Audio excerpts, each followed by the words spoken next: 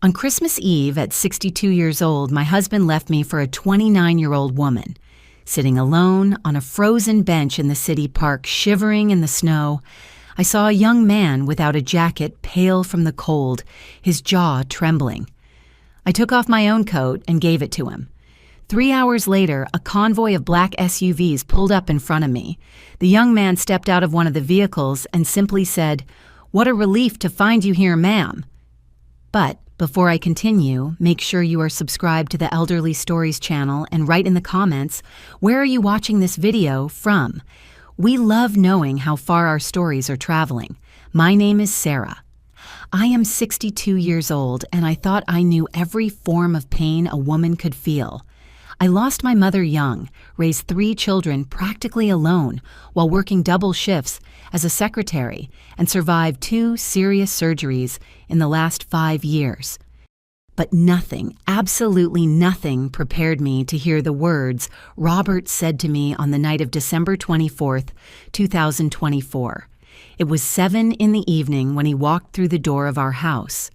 I was in the kitchen finishing the Christmas dinner, the one I had been preparing for 40 years in a row. The smell of roasted turkey and pumpkin pie perfumed the whole house in Chicago. The table was already set with the red tablecloth I inherited from my grandmother. The white candles lit the fine china we saved for special occasions. Robert stopped in the kitchen doorway, still wearing his beige wool coat, without taking off his shoes like he always did. That should have been my first sign that something was wrong. 40 years of marriage teach you the small rituals, the routines that define a shared life. "Sarah, we need to talk," he said, and his voice sounded distant, as if he were speaking from behind thick glass. I dried my hands on the embroidered apron, the one my oldest daughter gave me on Mother's Day. "Of course, honey, sit there. I'll pour you some coffee. You must be tired from the traffic." "I don't want coffee." He ran his hand through his graying hair, a gesture he made when he was nervous. "I want you to listen to what I have to say." Something in his tone made my stomach turn. I leaned against the countertop, feeling my legs go weak. At 62, my body was not the same as before. My joints ached with the cold, my blood pressure was always irregular, and I had that constant feeling of tiredness that comes with age. "I can't keep pretending anymore." Robert continued staring at the tiled floor we had laid together 10 years ago. "I haven't been happy for a long time, Sarah. A very long time." I felt as if the floor were opening up beneath my feet. "What are you talking about?" "We're fine. We've been together 40 years, Robert." 40 years. Exactly, that's why. Oh, he finally looked me in the eyes, and what I saw there split me in half. It wasn't anger, it wasn't contempt, it was indifference, pure and simple indifference. 40 years doing the same thing, having the same conversations, living the same routine. I feel trapped, Sarah. I feel old. We are old. I said, my voice coming out higher than normal. We are over 60, Robert. It's natural for things to be this way. But I don't want to feel this way. He took off his coat with sharp movements and threw it onto a chair. I met someone who makes me feel young again, who makes me want to wake up in the morning. The words left his mouth like bullets, each one hitting a vital spot. You met someone, I repeated mechanically. My brain refused to process the full meaning of those words. Her name is Jessica. She works at the restaurant where I have lunch near the office. She's 29 and... He paused, as if searching for the right words. She sees me in a way you haven't seen me in years. 29 years old, the same age as my youngest daughter. I felt bile rise in my throat. How long? I managed to ask. 6 months. 6 months. Half a year of my life lived in a complete lie. I thought about all the times I kissed Robert in the last 6 months, in all the meals I cooked, in all the nights I slept beside him believing we were fine. Everything was fake. And you come to tell me this on Christmas Eve? My voice trembled. On Christmas Eve, Robert. She gave me an ultimatum, he said, and had the audacity to look uncomfortable. She said she wasn't going to spend another new year alone waiting for me, that it was time for me to decide what I really wanted. And you decided, I concluded. It wasn't a question. I already moved my things to her apartment, most of them at least. I just came for the rest and to tell you. I looked at that man with whom I shared 4 decades of my life. The man who proposed to me under a summer rain, who was by my side when our children were born, who cried with me when we buried our parents, and I recognized nothing of him. The house, I started. It stays with you, he interrupted quickly. I don't want to fight over anything. I just want to move on. Move on. As if 40 years could be erased with those 2 simple words. The boys. I tried again, thinking of our 3 children, James, Andrew, and Paula. I'll talk to them after the holidays. He didn't want to ruin their Christmas, but it was fine to ruin mine, apparently. Robert took his coat and went toward the bedroom. I heard him opening closets, dragging suitcases. Sounds that filled the silence of the house that suddenly seemed huge and empty. I stood in the kitchen surrounded by preparations for a Christmas dinner that would never happen, feeling like a statue of salt. 15 minutes later, he passed through the kitchen carrying 2 large suitcases. Sarah, I'm very sorry, really. I didn't answer. I couldn't. My throat was closed, my eyes burned, but the tears refused to fall. It was as if my body was in shock, unable to process the magnitude of what was happening. The front door closed with a soft click, and just like that, after 40 years, my marriage ended. No screaming, no broken plates, no drama. Just a man walking out the door with his suitcases, leaving behind a 62-year-old woman and a lifetime of memories. I stood there. I don't know for how long. The oven timer beeped, startling me. The turkey was ready. I turned off the oven mechanically and stared at the set table, the food I had prepared with so much love. The Christmas decorations I had placed all over the house last week. It all seemed like a cruel farce. I took off my apron and let it fall to the floor. I grabbed my thickest winter coat from the hall closet, the brown wool one that Robert always said made me look old. I wrapped my knitted scarf around my neck and walked out into the cold night. The snow had started to fall heavily. The streets were covered by a white blanket that silenced all sounds. The houses around were lit up windows, glowing with Christmas lights, shadows of families moving inside, happy and together. I had nowhere to go. Our children lived in other cities celebrating Christmas with their spouses' families. My few friends were all busy with their own celebrations, and I couldn't bear the idea of calling someone and having to explain what had happened, having to say out loud that my husband left me on Christmas Eve for a waitress 40 years younger. So I simply walked. The snow soaked my shoes. The cold penetrated through my thick coat, but I kept walking. I needed to move. I needed to feel something other than the hollow pain that had settled in my chest. I ended up at the city's Central Park, the one where Robert and I used to take the boys to play when they were little. There was a bench near the gazebo, partially protected by the wooden structure.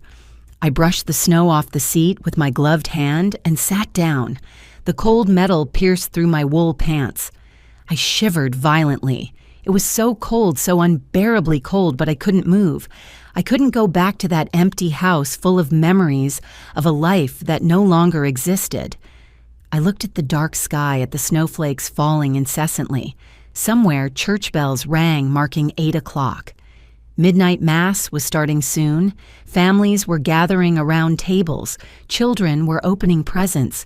And I was alone on a frozen bench with my life destroyed. I don't know how long I sat on that bench. The cold had already penetrated to my bones, and I could barely feel my feet inside my soaked shoes. My hands, even inside the wool gloves, were numb. But the physical pain was almost a relief. At least it made me feel something concrete, something other than the void that threatened to swallow me whole. The park was practically deserted. No one in their right mind would stay out in this cold. The few people passing by ran hurriedly to their warm homes, to their families, to their intact lives. No one looked at the older woman sitting alone on the bench. I was invisible, as I always was. For 40 years, I defined myself as Robert's wife, mother of James, Andrew, and Paula. My identity was intertwined with those people, with those roles I played. I never stopped to think about who Sarah was, the woman behind those titles. And now, sitting in that snow, I realized I had no idea. Who was I without Robert? What did I like to do, besides cooking his favorite meals and keeping the house how he preferred? When was the last time I chose to watch a movie I wanted instead of giving in to the war documentaries he loved? When was the last time I did something just because it gave me pleasure I couldn't remember? I was so lost in those thoughts that I almost didn't notice the figure approaching. It was only when I heard irregular footsteps in the snow that I raised my head. A young man was walking along the main path of the park, his steps slow and cautious. As he got closer, I could see his features better in the dim light of the street lamps. He must have been about 25, maybe 30. Tall, thin, with dark hair and unshaven beard. He wore old jeans and a long-sleeved shirt far too thin for this weather. No jacket, no gloves, no scarf. He was shivering violently. My maternal instinct, the one that 40 years of caring for others had sharpened into a second nature, activated immediately. I forgot my own pain, my own situation. All I saw was a young man freezing in the snow. "Young man," I called out, my voice coming out hoarse from the cold. "Young man, are you okay?" He stopped and looked in my direction, seeming surprised to see someone there. His eyes were dark and tense, even in the gloom. "I'm looking for a place to warm up," he said. "The shelters are full. They always fill up on Christmas. Everyone wants to feel good helping the poor folks during the holidays, you know." There was bitterness in his voice, but also resignation, as if he were used to disappointment. I got up from the bench, with difficulty, my joints protesting after being still for so long in the cold. "You're going to freeze in those clothes. Where is your jacket?" He shrugged, a gesture that made him shiver even more. "I don't have one. I lost my job 3 months ago, lost my apartment shortly after. The things I had were stolen at the shelter. Now I only have what I'm wearing." I looked at him more closely. Despite the beard and worn clothes, there was something about him that didn't fit the image of a homeless person. His way of speaking was articulate, educated. His hands, though dirty, didn't look like someone who had spent years on the streets. But that didn't matter. What mattered was that he was freezing, and I had a heavy coat that could save him. Without thinking much, I started taking off my brown wool coat. "Here," I said, holding it out to him. "Put this on." He looked at me as if I had gone crazy. "Ma'am, you're going to freeze. I can't accept it. I have more clothes underneath." I lied. I was wearing only a thin wool blouse under the coat. "And I'm not going to stay out here much longer. You, on the other hand, are going to spend the night looking for shelter." "You need it more than I do." That was true. Despite everything, I still had a house to go back to. This boy had nothing. "Please," I insisted when he hesitated, "let me do this." "No, it's Christmas. Let me do something good today." Something in my voice must have convinced him. He took the coat with trembling hands and put it on quickly. It was too big for him, but it would do. I saw the instant relief on his face when the warmth of the wool enveloped him. "I don't know what to say," he murmured. "You don't even know me. Why would you do this?" "Because someone needs help," I answered simply. "And because today I learned that the worst things can happen without warning. If I can prevent something bad from happening to you, I'm going to do it." The cold hit me with full force as soon as the coat left my shoulders.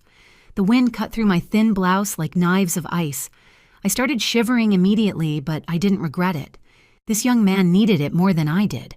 He studied me for a long moment, his dark eyes evaluating me. "My name is Matthew," he said finally, "and you just saved my life. Literally "Sarah," I replied, "and you're exaggerating. It's just a coat." "It's not just a coat." He put his hands in the pockets, clearly appreciating the warmth. "It's the first act of genuine kindness I've received since I lost everything. Most people look at me as if I were invisible, or worse, as if I were dangerous." I knew that feeling of invisibility well. At 62, I had become invisible to my own husband. "What brought you here?" I asked, hugging my own body in a vain attempt to warm myself. "To this park, I mean." "I used to come here when I was a kid," Matthew said, looking around. "My parents brought me to play. Good times." His voice became distant. "They died 5 years ago. Car accident. After that, things fell apart. I fell apart." "I'm so sorry," I said sincerely. "And you?" he asked. "What brings you to a frozen bench on Christmas Eve?" I hesitated. I didn't know this boy. I didn't owe him anything, but maybe that was exactly why the words came out. "My husband left me today. 40 years of marriage, thrown in the trash because he met a 29-year-old waitress who makes him feel young again." My voice cracked on the last word. "He left the house 2 hours ago and I couldn't stay there. I couldn't stay surrounded by everything we built together." Matthew nodded slowly, as if he understood perfectly. "Funny how life works, isn't it? You have a house, but you can't stay in it." "I would give anything for a house, but I don't have one. We both ended up on this frozen bench running from different things." He was right. It was ironically poetic. "Can I tell you something, Sarah?" He continued. "A man who abandons 40 years of marriage for someone younger is an idiot. He may think he's looking for youth, but what he's really doing is running from himself. And you don't run from yourself by changing partners. You just take your problems to a new address." The words were surprisingly mature for someone so young. "You're wise for your age," I observed. "Living on the streets teaches you a lot about human nature," he said with a sad smile, "seeing people at their worst and occasionally at their best, like you today." The cold was becoming unbearable now. My teeth chattered uncontrollably and I could barely feel my fingers. Matthew noticed. "You need to go home," he said firmly. "You've been here too long. You're going to get sick." "And you?" I asked. "Where are you going?" "I'm going to look for a place." He touched the coat reverently. "Thanks to this, I have a better chance now. There's a diner a few blocks from here that stays open all night. I can stay there until dawn." I took off my scarf, the only warm thing I still had, and held it out to him. "Take this too. Please, Sarah, I insist."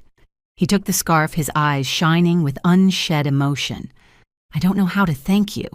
"You don't have to." I tried to smile, although my face was too numb to know if I succeeded. "Just take care of yourself, okay? And when things get better, and they will remember this moment, remember to pay it forward." Matthew nodded, wrapping the scarf around his neck. "I'm always going to remember you, Sarah. The woman who gave her coat to a stranger on the coldest night of the year, even when she was going through the worst night of her life." He took a few steps to walk away. Then he stopped and turned back. "Sarah, that man is an idiot. I hope you realize that. You are extraordinary." Before I could answer, he nodded at me and walked away into the snow, his figure becoming smaller and smaller until it disappeared completely into the darkness. I was left alone again now, without a coat, without a scarf, shivering violently in the cold. But for the first time on that terrible night, I felt something other than pain. I felt purpose. For a few minutes, I had made a difference in someone's life. I had mattered. The walk back home was torture. Without the coat, the cold penetrated through my thin blouse in seconds. Every step was a struggle against the cutting wind that seemed determined to knock me down. My soaked shoes slipped on the snow, making every movement dangerous. At 62, a fall could mean broken bones, months of recovery. But I kept going, putting one foot in front of the other, focusing only on the next step. I didn't think about Robert, didn't think about the empty apartment waiting for me, didn't think about how my life had crumbled in a matter of hours. I thought only about getting home, about warmth, about surviving that night. When I finally opened the front door, the temperature difference was so shocking, I almost fell. The house was warm. The Christmas lights still blinked cheerfully in the living room, and the smell of turkey still floated in the air. It looked like a house where happy people lived. It was a cruel lie. I went straight to the bathroom, peeling off my wet clothes with numb fingers that barely obeyed my commands. I got into the shower and let the hot water thaw my body slowly. The pain when feeling returned to my fingers and feet was intense, but welcome. It meant I hadn't suffered serious frostbite. I stayed in the shower until the water started to get cold. Then I wrapped myself in the softest robe I had and went to the kitchen. Dinner was still there, untouched. The turkey on the platter, the casseroles in their festive bowls, the wilted salad I had prepared hours ago, when I still thought I would have a normal Christmas. I looked at that food for a long moment. It represented hours of work, decades of tradition, and all for nothing. Robert was somewhere with his 29-year-old Jessica, probably eating something fancy in an expensive restaurant, proving to himself that he was still young and desirable. I took a spoon and ate some casserole straight from the bowl standing in the empty kitchen. It tasted like nothing. It could have been sawdust, and I wouldn't have noticed the difference. I ended up throwing everything away. Every platter, every carefully prepared dish, everything went into the trash. Then I cleared the table, put away my grandmother's tablecloth, blew out the candles. I took down all the Christmas decorations in the living room and threw them back into the boxes without any care. I wanted to erase every trace of that Christmas that never happened. It was almost midnight when I finally dragged myself to bed, the bed I shared with Robert for 40 years. His side still had the indentation from where he had slept the night before. His pillow still had his scent. I hugged that pillow and finally let the tears fall. I cried for everything I had lost. Not just Robert, but the life we built, the future we planned, the person I thought I was. I cried for the 62-year-old woman I was discarded, like an old piece of furniture that no longer fit the decor. I cried for the loneliness that stretched out before me, endless and terrifying. And at some point in the middle of that crying, I fell asleep exhausted. The following days passed in a haze. On Christmas Day, I ignored my children's calls. I couldn't pretend everything was fine, but I wasn't ready to tell the truth either. So I just didn't answer sending texts saying I had a bad flu and didn't want to pass it to my grandkids. I spent the whole day in pajamas watching TV shows without really seeing anything. The house felt strange without Robert, too quiet, too empty. Every room held memories that now seemed tainted by betrayal. On the 26th, I forced myself to eat something other than toast. I made scrambled eggs that I could barely swallow. I took a shower, changed out of my pajamas, small victories that seemed monumental. On the 27th, I finally answered when my daughter Paula called for the 10th time. "Mom, I was worried. How are you? Still got the flu?" I opened my mouth to lie, to say yes, that I was feeling better. "Thanks for asking, but the words that came out were different. Your father left me Paula." Silence on the other end of the line. Then, what? And then it all came out. I told her about Christmas Eve, about Jessica, about the 40 years thrown in the trash. Paula stayed silent most of the time, only making small sounds of confirmation to show she was listening. When I finished, she was crying. "Mom, I am so sorry. I am so sorry. I'm going to catch the first flight there. You shouldn't be alone." "No," I said firmly. "You have your family, your kids. I don't want to ruin your new year, too. But Mom, I'm fine, Paula, or I'm going to be. I just need time." We talked a little more. She made me promise I would call every day, that I would eat well, that I wouldn't just stay lying in bed. I promised, even knowing I would probably break those promises. Then I called my sons, too. James was furious, wanting to come immediately to confront his father. Andrew stayed silent, processing. Both offered to come visit me. Both received the same answer, "Stay with your families. I'll be fine." But the truth was, I didn't know if I was going to be fine.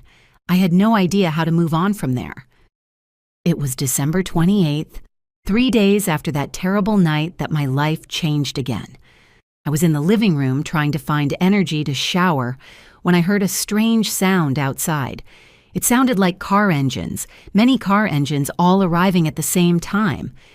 I went to the window and peeked through the curtains. My quiet suburban street was being taken over by a fleet of luxury cars, black SUVs, all identical, all very expensive. There were at least 8, maybe 10 vehicles lining up perfectly along the curb. My first thought was that it must be some mistake. Maybe they were looking for someone else's house. My second thought was worry. Had something happened to one of my children? Were they police coming to deliver bad news? Then the doors began to open. Men in black suits stepped out of each vehicle, moving with military precision. But they weren't aggressive. They stood along the street like an honor guard. And then, from one of the middle cars, Matthew stepped out. But it wasn't the Matthew I had met. That Matthew was wearing dirty jeans and a thin shirt, shivering from cold. This Matthew wore an impeccable suit that probably cost more than my car. His hair was styled, his beard trimmed to perfection. He looked like he had stepped out of a business magazine.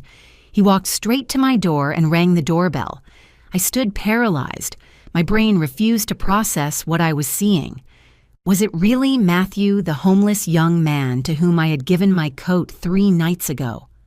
What was happening? The doorbell rang again. With trembling hands, I went to the door and opened it a crack. "Sarah," said Matthew, and his smile was warm, genuine. "What a relief to find you here. Matthew." My voice came out weak, incredulous. I don't understand.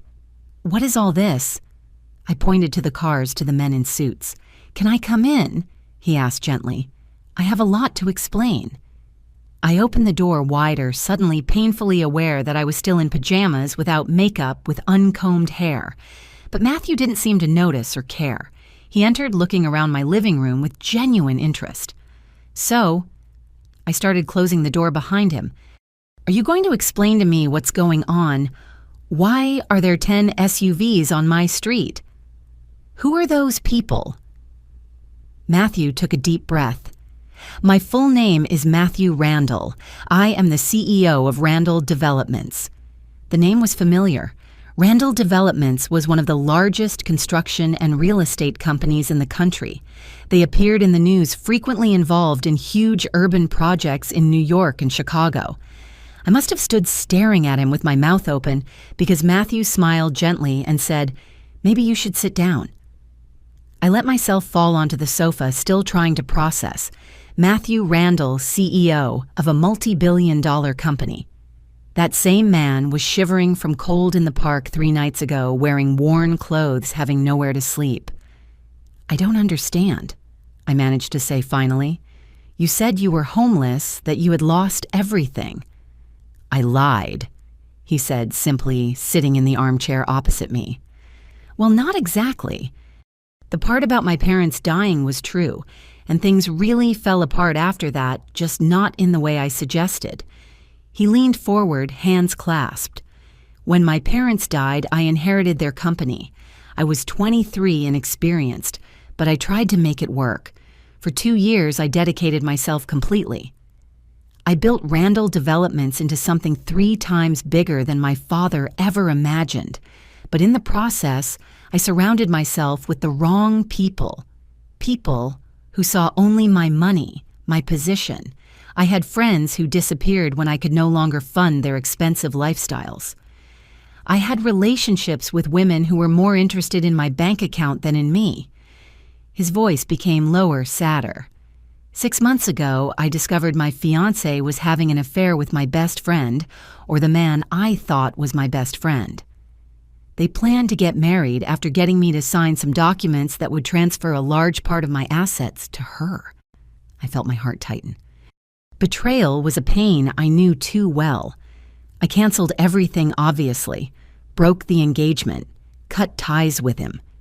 But that left me in a sort of existential crisis. I started questioning everything and everyone around me. Did anyone really care? Or was it all about the money? He got up and started pacing the room.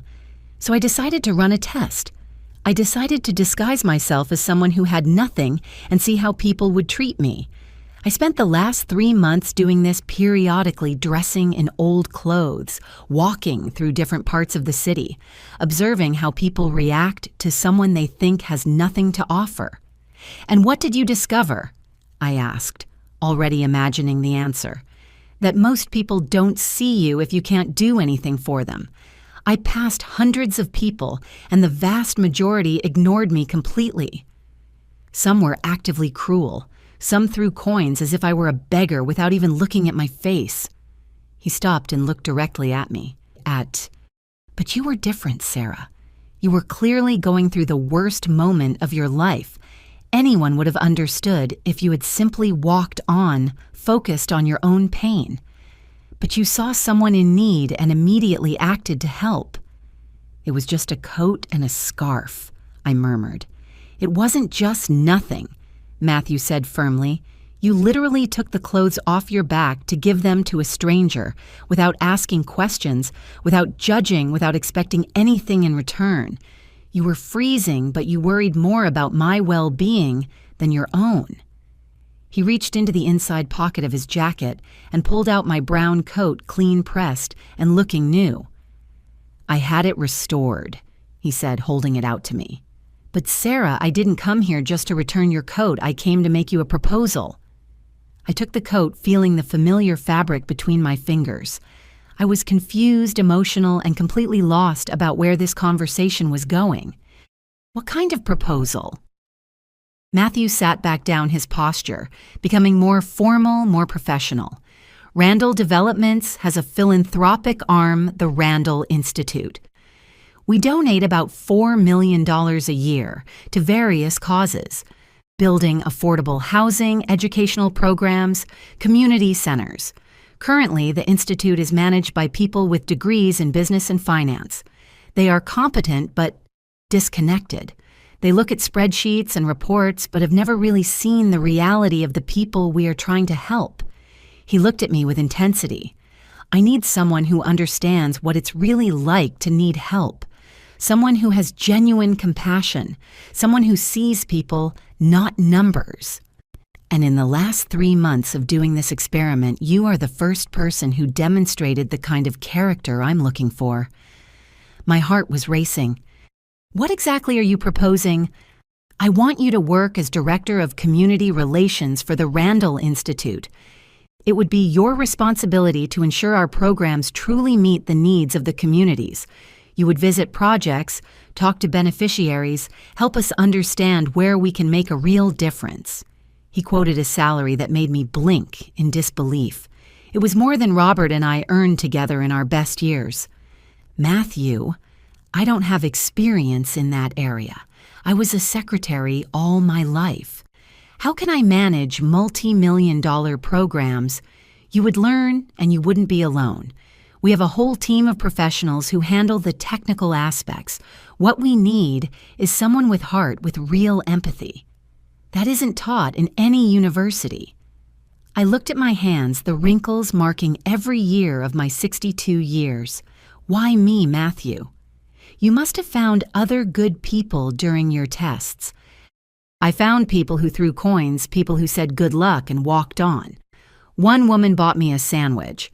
They were kind gestures, yes, but nothing that really cost them anything." He leaned forward again. "You gave me something that cost you. You were freezing, but you cared more about me." "That isn't just kindness, Sarah. That is sacrifice, and it is exactly the kind of person I want leading our philanthropic efforts." "I don't know." I hesitated. "It's a lot of responsibility. What if I fail?" "Then we adjust course and try again." "But Sarah, can I tell you something? That night you told me your husband left you for someone younger, that he made you feel discarded, worthless." I nodded, feeling the familiar pain squeeze my chest. "That man was a blind idiot," Matthew said with conviction. because looking at you now, I see someone with decades of wisdom, of compassion, of strength. I see someone who chooses to help even when she is suffering. That is extraordinary, Sarah. You are extraordinary. Tears began to run down my face. It had been so long since anyone saw me that way. It had been so long that I hadn't seen myself that way. You don't have to decide now, Matthew continued gently. Think about it. But Sarah, even if you say no, I want you to know that that night changed something in me. You showed me that genuine goodness still exists in the world, that there are still people who do the right thing simply because it is the right thing. I wiped the tears with the back of my hand. Can I ask one thing? Anything. Why did you keep doing that test? You had already discovered that most people are selfish. What were you still looking for? Matthew stayed silent for a moment, looking out the window. When he spoke, his voice was heavy with emotion. I was looking for a reason to believe it was worth continuing, that it was worth building, donating, trying to make a difference. After my fiancé's betrayal, I was starting to think people were fundamentally selfish, that everything was transactional. He looked at me again. But you proved I was wrong. And that is worth more to me than you can imagine. We sat in silence for a moment. Two wounded people who met at the worst moment of their lives and somehow helped each other start to heal. How much time do I have to think? I asked finally. As much time as you need. But Matthew took a business card from his pocket and put it on the coffee table. I sincerely hope you say yes. I believe we could do amazing work together. He got up to leave. I did the same, walking him to the door. At the door, he stopped and turned. That coat saved me that night, not physically. I have drivers and security guards who would have looked for me if I called, but you saved me in a different way. You saved me from losing faith in people. Thank you for that, Sarah. And please think about my proposal. The world needs more people like you in positions where they can make a difference. After he left and the SUVs disappeared down the street, I stood in the doorway for a long time, holding the business card and my restored coat. My life had been destroyed just 3 days ago. I felt old, discarded, without purpose. And now suddenly someone was telling me I was extraordinary, that I had value, that I could make a difference in the world. It was terrifying. It was exciting. It was completely unexpected. I spent the next 3 days on an emotional roller coaster. 1 hour I was convinced I should accept Matthew's proposal. The next hour I was sure it would be a complete disaster. At 62, without experience, what did I know about managing multi-million-dollar philanthropic programs? But then I thought about how I felt that night in the park, how for a few minutes I had completely forgotten my own pain to help someone, how that gave me a purpose even if it was temporary. And I thought about Matthew, a man who had everything but felt empty, desperately looking for something real in a world of fakeness. We were both broken in different ways, but that chance meeting had given us something we needed: hope. On the 3rd day, I was looking out the kitchen window, watching the snow that had finally stopped falling when my phone rang. It was Robert. My first instinct was to ignore it, but something made me answer. Sarah. His voice sounded tired. Can we talk? About what, Robert? I think you said everything on Christmas Eve. Please, just please. I sighed. Okay, but not here. I don't want you in my house. We agreed to meet at a coffee shop downtown, neutral and public. When I arrived there an hour later, he was already waiting with 2 cups of coffee on the table. Robert looked awful. He had deep, dark circles he hadn't shaved, and his clothes were wrinkled. He wasn't the confident man who had left the house 4 days ago. Thanks for coming, he said when I sat down. I wasn't sure if you would. I almost didn't, I answered honestly. What do you want, Robert? He stirred his coffee, avoiding my gaze. I made a mistake, a terrible mistake. Something in me hardened. Really? When exactly did you realize that when Jessica started asking for things that were too expensive, when you realized a 29-year-old girl has nothing in common with a 65-year-old man? It wasn't like that, he muttered.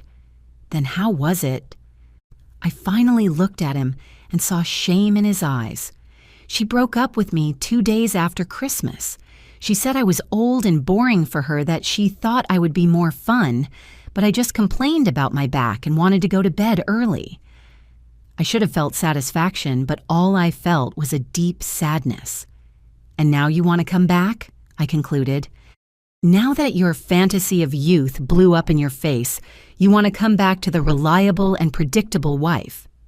It's not like that. It is exactly like that, Robert. My voice was calm but firm. You discarded me like an old garment that didn't fit anymore, and now that you found out the new clothes weren't as comfortable as you thought, you want to go back to the old one. Sarah, 40 years, can't be thrown in the trash like that. You threw them, I said dryly. You made that decision, on Christmas Eve no less. You destroyed our life together because you wanted to feel young. I picked up my coffee and took a sip, noting that Robert had remembered how I like it, with milk and a little sugar. 40 years of habit. Do you know what I realized in these last few days? I continued. I realized you were right about one thing. I was trapped in a routine, in a life that didn't challenge me anymore. But not because I was old or boring, because I had stopped growing. I became just your wife, just the mother of our children. I forgot to be Sarah. Exactly. Robert perked up as if I were agreeing with him. But we can change that. We can... No, I interrupted. You didn't understand. I don't want to go back to what we were. I don't want that life anymore. His expression changed to confusion. What do you mean? I thought about Matthew's card in my purse, about the proposal that seemed simultaneously impossible and perfect, about the chance to be something more than just someone's discarded wife. I received a job offer, I said. An important position with a lot of responsibility, something I never imagined doing. Robert frowned. What kind of job? That doesn't matter. What matters is that someone saw value in me. Someone believes I can make a difference in the world, not as your wife or as the mother of our children, as Sarah, as myself. Sarah, be realistic. You're 62. Who would give an important position to an old woman? I completed. Is that what you were going to say? He had the decency to look ashamed. Do you know what the difference is between you and the person who offered me that job, Robert? She sees me. She sees who I really am, not how old I am. She values my compassion, my life experience, my character. I stood up, taking my purse. I should thank you, actually. If you hadn't left me, I never would have met that person. I never would have had this opportunity. I never would have realized there is still so much I can do. So much I can be. Sarah, wait. No, I said firmly. You made your decision on Christmas Eve. Now I am making mine. I don't want you back, Robert. I don't want that life back. I want something new, something mine. And for the first time in decades, I'm going to pursue what I want, not what others expect of me. I walked out of the coffee shop without looking back. My hands were shaking. My heart was beating fast, but I felt powerful. For the first time since Robert had left, I felt in control of my own life. I got into the car and took Matthew's card. I dialed the number before I could change my mind. He answered on the second ring. Sarah. Yes, I said, my voice surprisingly steady. My answer is yes. I accept the position. I could hear the smile in his voice. I am so happy. When can you start? Tomorrow. I surprised myself by saying, no point in waiting, right? Tomorrow is perfect. I'll have my assistant send you all the details. Sarah. Yes. Thank you for giving me this opportunity, for believing we can do something special together. Thank you, I replied, for reminding me that I still have value, that I can still surprise. After hanging up, I sat in the car for a long moment, letting the reality of what I had just done hit me. I had a new job, an important, challenging, terrifying job. And for the first time in a long, long time, I felt alive. My first day at Randall Developments was a mix of absolute terror and pure excitement. The company headquarters occupied 15 floors of a glass building in the financial district. The Randall Institute was on the top 3 floors with stunning views of the city. Matthew's assistant, an efficient woman named Patricia, met me in the lobby. "Ms. Sarah, welcome. Mr. Matthew is in a meeting, but he asked me to show you everything." I spent the first few hours getting a full tour. I met the Institute team, 10 dedicated people who managed everything from project approval to monitoring results. Everyone was polite, but I could sense the skepticism in their eyes. Who was this 62-year-old woman with no relevant experience who was suddenly being placed in a leadership position? Matthew appeared at lunchtime and suggested we eat in his office while he explained his vision for the Institute. "The problem with traditional philanthropy," he said as we ate salads his assistant had ordered, "is that it's very distant. People in nice offices deciding what communities need without ever really talking to those communities. I want to change that. I want you to go into the field, visit the projects we fund, talk to the people we are supposedly helping, understand what is working and what isn't." "And if I discover that a lot of things aren't working?" I asked. "Then we fix it. That's the point, Sarah. I'm not looking for someone to maintain the status quo. I'm looking for someone to challenge, question, and improve everything we do." We spent the next afternoon reviewing the Institute's current projects. There were so many: schools and needy communities, job training programs, community centers, housing projects. Each one represented millions of dollars invested lives, potentially transformed. But as I read the reports, I noticed something. They were all very sterile, full of numbers and statistics, but without real stories of real people, without faces, without names, without the humanity behind the data. "Matthew," I said, pointing to a particularly dry report on a training program, "here it says we trained 500 individuals in basic professional skills. But who are these individuals? Did they get jobs afterwards? Did their lives really improve?" He looked at the report and then at me, a slow smile forming on his face. "That is exactly the right question to ask, and honestly, I don't know. We never visited the place." "Then let's visit it," I said with a confidence I didn't know I had. "Tomorrow let's see that program with our own eyes." And that was what we did. The next day, Matthew and I, accompanied only by his driver, went to visit the San Juan Job Training Center, located in one of the humblest areas of the city. What we found was revealing. The center itself was well-intentioned, a clean and organized facility with classrooms and equipment. But talking to the instructors and students, we discovered problems no report had mentioned. "The courses are good," said Maria, a 35-year-old woman who was taking a sewing course. "But most of us can't get jobs afterwards. Companies want experience, and we have no way to get experience without a first job. It's a vicious cycle." Another problem: the center closed at 5 p.m. exactly when many people who needed the courses were getting off their low-paying jobs. "I would love to take the computer course," explained a young man named Raphael, "but I work 2 jobs to support my family. When could I come?"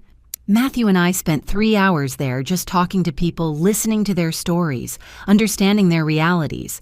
And when we left, we had a huge list of things that needed to change.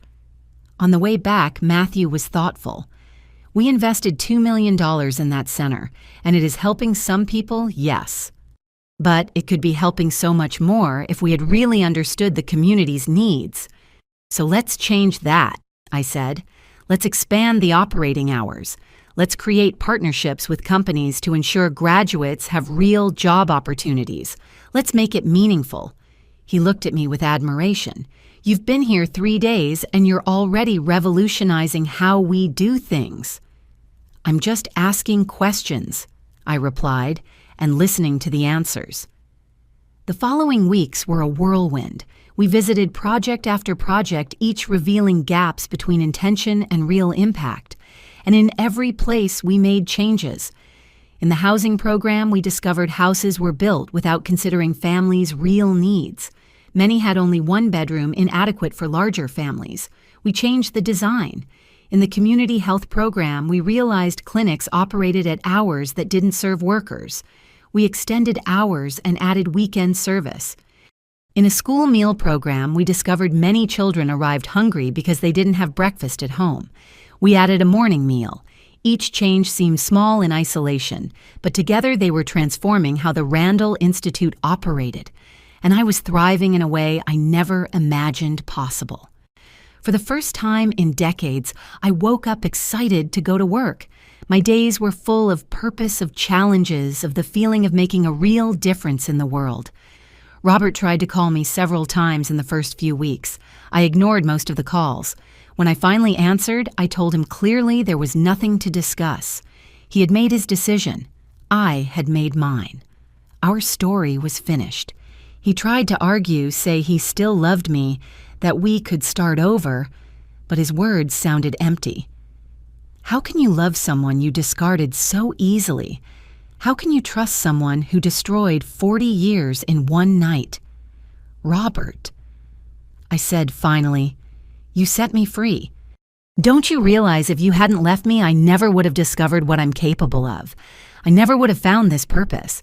So thank you sincerely. But no, we are not getting back together. Ever. My children were having mixed reactions to my new life. Paula was proud, encouraging. James was worried I was making too big changes too fast. Andrew was confused by it all. Mom, Paula told me during a video call, you look young, happy. I haven't seen you like this in years. She was right. When I looked in the mirror now, I saw someone different. I was still 62. I still had wrinkles and gray hair. But my eyes shone. My posture was straighter. There was an energy in me that didn't exist before. 3 months after starting at the Randall Institute, Matthew called me to his office for a meeting. When I entered, I found not only him, but also 3 members of the board of Randall Developments. My stomach tightened. Had I done something wrong? Had my radical changes upset someone important? Sarah. Matthew began a mysterious smile on his face. I would like to formally introduce you to some members of our board. They asked to meet you. An elegant woman of about 50 stood up and extended her hand. Dr. Beatrice, board member and specialist in social development. I have followed your work at the Institute with much interest. Good or bad interest? I couldn't help asking. She laughed. Very good. What you have done in 3 months is remarkable. The effectiveness rate of our programs increased by 40%. The feedback from communities is the best we've ever had. And most importantly, we are really changing lives in a measurable way. The other board members agreed, citing statistics and results that honestly surprised me. I knew I was doing a good job, but I hadn't realized the full impact. The board is so impressed, Matthew continued, that we would like to propose something. We want to significantly expand the Randall Institute, double our annual budget to $8 million, and we want you to lead that expansion as executive director. Executive director. Of the entire institute, not just community relations, but everything. But Matthew, I started. It will still be my project, he said, but you have demonstrated a vision and an execution capacity that far exceed what I could do alone. Sarah, you have transformed not only the institute, but the way the whole company thinks about social responsibility. I looked at those successful, powerful people offering me a huge responsibility. 6 months ago, I was just Robert's discarded wife. Now they were offering me the leadership of one of the country's largest philanthropic institutes. I need a moment, I said, getting up. Excuse me. I went to the bathroom and leaned against the sink, looking at my reflection. Shaking hands, racing heart. Was it fear? Was it excitement? Both I thought about the Sarah of 6 months ago sitting on that frozen bench, feeling like her life was over. If I could talk to her now, what would I say? I would tell her that the end of something can be the beginning of something even better. That 62 isn't the end, it's just another chapter. That you are capable of much more than you ever imagined. I went back to the meeting room and found everyone waiting anxiously. "Yes," I said simply. "I accept." The room erupted in smiles and handshakes. Matthew hugged me quickly, whispering, "I knew you would say yes. You are too brave to refuse a challenge." The following weeks were intense. I formally took over as executive director, which meant not only managing existing programs, but developing new ones. We hired more staff, including young people from communities we had helped, people who understood from their own experience what communities needed. We created a revolutionary pilot program. Instead of simply funding projects, we would create a microcredit fund for small entrepreneurs in needy communities, with guidance and support, not just charity. "It's about dignity," I explained in a presentation to the board. "We don't want people to depend on our donations forever. We want to give them the tools to build their own lives." The program was a resounding success. In the first year, we funded 200 small businesses. The success rate was 85%, well above the national average, and every story was inspiring. The seamstress who opened her own shop, the baker who managed to buy professional equipment, the teacher who created a tutoring school. Every success fed me. It gave me energy to do more.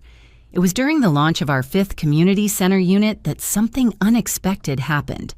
I was giving a speech to the gathered community talking about the power of second chances when I noticed a familiar figure at the back of the crowd, Robert. My heart jumped, but I kept talking. I wasn't going to let his presence destabilize me, not anymore. After the event, while I was talking to community members, he approached. He seemed smaller somehow, older, more tired. "Sarah," he said when we were finally alone, "you were amazing up there." "Thank you," I replied formally. "What are you doing here, Robert?" "I needed to see it for myself. I heard about your work. I read about you in the papers. I couldn't believe you were the same Sarah I knew." "I'm not," I said simply. "That Sarah died on Christmas Eve. This is someone new." He looked at the ground. I was an idiot, the biggest idiot in the world. I threw away the best thing I ever had for an empty fantasy. "Yes, you were." I agreed, without emotion. "But you know what? I thank you now. If you hadn't left me, I never would have found this." I pointed to the center around us. People smiling, children playing in the new park. I never would have discovered I had this inside me. "Sarah isn't there any chance." "No," I interrupted firmly. "There isn't. You made your decision, Robert, and thanks to that decision, I made mine. I am happy now, maybe happier than I ever was, and I'm not going to give this up for someone who discarded me so easily." I saw pain in his eyes, and a part of me felt pity, but it was a small, distant part. "I hope you find what you're looking for," I said gently, "but it won't be with me. That door is closed, Robert, permanently." He nodded slowly, finally understanding there was no way back. "You deserve all the happiness, Sarah. I'm sorry I took so long to realize how special you are." "Me too," I replied. "But at least I realized eventually. That's what matters." Matthew appeared at my side as soon as Robert left. "Everything okay?" he asked softly. "More than okay," I replied with a smile. "That was my past. This here," I pointed to everything around us, "is my present and my future." 1 year after that fateful Christmas Eve, I was standing at another event, this one very different. It was the official launch of the Randall Microcredit Initiative, now a national program that had helped more than 1,000 small entrepreneurs realize their dreams. The event was being held in the main hall of Randall Developments, with hundreds of guests from important business people to beneficiaries of our programs from communities we transformed. I was on stage about to give the opening speech when I looked at the audience and saw faces representing my journey. My 3 children were in the front row, all smiling proudly. Maria, the seamstress I met at the first center I visited, now owner of her own small factory, was there. Raphael, the young man who wanted to take a computer course but didn't have time, was now a junior programmer at a startup. Dozens of other people whose lives had been touched by our work. And Matthew was beside me on stage, not as my boss, but as my partner in this mission. I began to speak, and the words flowed naturally. I spoke about second chances, about how endings can be beginnings in disguise, about never being too late to discover your purpose. Exactly 1 year ago, I said, I was sitting on a frozen bench, convinced my life was over. I was 62, had just been left by the man I spent 40 years with, and saw no future before me. But that night, I made a simple choice. I saw someone in need and decided to help even when I myself was suffering. And that simple choice changed everything. I looked at Matthew, who was smiling encouragingly. I learned that kindness is not weakness, that compassion is strength, that we are never too old to start over, to grow, to become something new.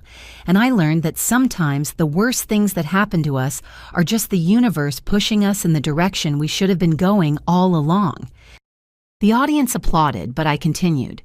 This institute, this work we do, is not about charity. It is about dignity. It is about seeing potential where others see problems. It is about giving people not what we think they need, but the tools for them to build what they know they need. Because I have been there. I was in the place where you feel discarded, worthless, forgotten. And I know that all we need sometimes is for someone to see our value when we ourselves cannot see it. When I finished, there was a standing ovation. Tears ran down my face, but they were tears of joy, of fulfillment, of gratitude. After the event, during the reception, a young woman approached. She was about 30, elegantly dressed, and there was something familiar about her face. "Ms. Sarah," she began nervously. "My name is Jessica." My whole body tensed. Jessica, the 29-year-old waitress Robert had chosen over me. "I know who you are," I said calmly. "I needed to come. I needed to apologize." She looked at the ground. What I did was terrible. I knew he was married, but I convinced myself that didn't matter, that love justified everything. She took a deep breath. But it doesn't justify it. And after I broke up with him, I realized how much I had hurt not only him, but you, a woman who never did anything bad to me. I looked at her, that woman who had been part of the worst night of my life, and I realized I didn't feel anger. I didn't feel resentment. I felt nothing. She was irrelevant to who I had become. "You are forgiven," I said simply. Jessica blinked in surprise. Just like that, without more. Just like that. Because holding on to anger would only hurt me. And because honestly, you did me a favor. If Robert hadn't left me, I never would have found this. I pointed to the room full of people, the work we had built. "So thank you, actually." She seemed confused, but also relieved. "You are a better person than I could ever be." "No," I corrected gently. "I just had to learn some hard lessons about self-worth and purpose. You are still young. You still have time to learn yours." After she left, Matthew approached. That was Jessica. He asked. It was, "And are you okay?" I smiled. "I am more than okay. I am grateful. Without her, without Robert leaving me, I never would have met you. I never would have discovered this version of me." Matthew stayed silent for a moment. "Sarah, there is something I have wanted to ask you for months." "What?" "Would you have dinner with me? Not as colleagues, not as work partners, as something more." My heart raced. Over the months, I had felt a connection growing between us. It wasn't just professional. It was personal, deep, real. "Matthew, you are 32. I am 63. People will talk." "Let them talk," he said with intensity. "Sarah, you saved me that night in the park, not physically, but spiritually. You showed me that genuine goodness still exists in the world. And in the months since then, watching you work, seeing your heart, your passion, your wisdom, I fell in love. Not with your age, not despite your age. With you, with who you are." Tears filled my eyes again. "Yes," I whispered. "Yes, I would have dinner with you." He smiled that warm smile I had learned to adore. How about we start tomorrow night? Tomorrow night would be perfect. While the event continued around us, we stood there for a moment, two broken people who met on the worst night of their lives and helped each other heal, become something new. 2 years later, I would be standing in a beautifully decorated garden, wearing a simple white dress about to marry Matthew. My children would be there, still processing, but eventually supporting. Hundreds of people whose lives we touched would be there, and in the place of honor would be a framed photo of my old brown coat, the catalyst for everything. But that night, while Matthew and I looked at each other in the middle of celebrating everything we had built together, I knew only one thing for certain. Sometimes you need to lose everything to discover what really matters. You need to be broken to be remade stronger. You need to hit bottom to learn to fly.